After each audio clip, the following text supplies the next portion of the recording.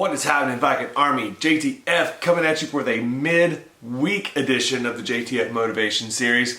Today's theme is going to be on nutrition, and more specifically, we're going to kind of pick up where we left off a couple of weeks ago when I took a high-level approach to showing you exactly what macronutrients are.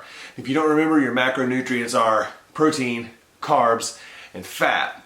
Now today we're going to take a deep dive into the first of these, arguably the most important of these, and that's protein. So let's not waste any time. Let's go.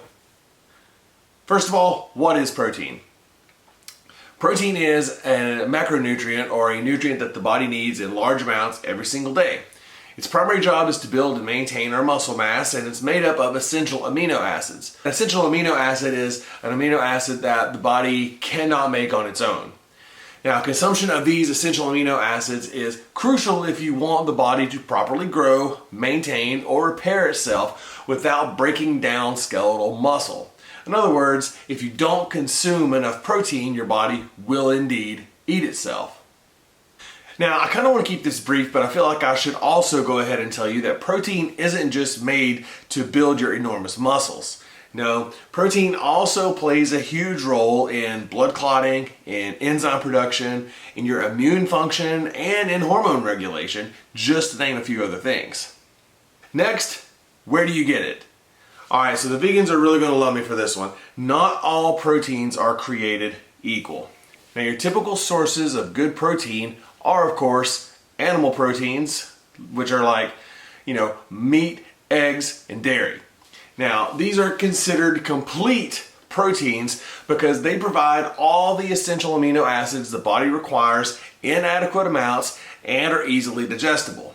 Now, I don't mean to pick on our vegetarian or our vegan brethren, but when asked about protein intake, I know a ton of my vegan or vegetarian friends always point to getting protein from their beans and legumes and vegetables, but I'm here to tell you now that those proteins are not the same as what you would get from animal products.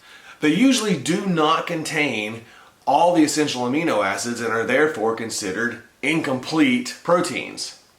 Now, to be fair, they can become complete proteins if they're paired with what are called complementary proteins that make up for where the incomplete proteins have left off, but for most people, that's a lot to keep up with at a chemical level.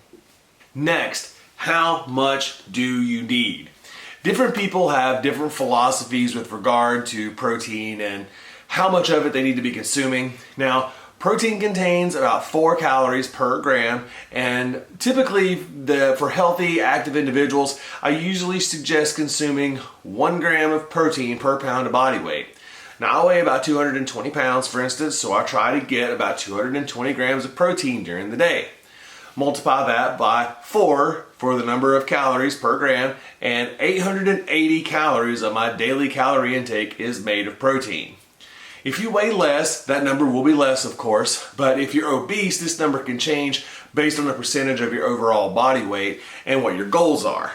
Now, there are people like me in the world who can help you determine how much protein you should be consuming, and I would love to help you with that. Send me a message if that's you. Now, I typically prefer to stick with the gram measurement, but you'll see some people break their macros down by percentages.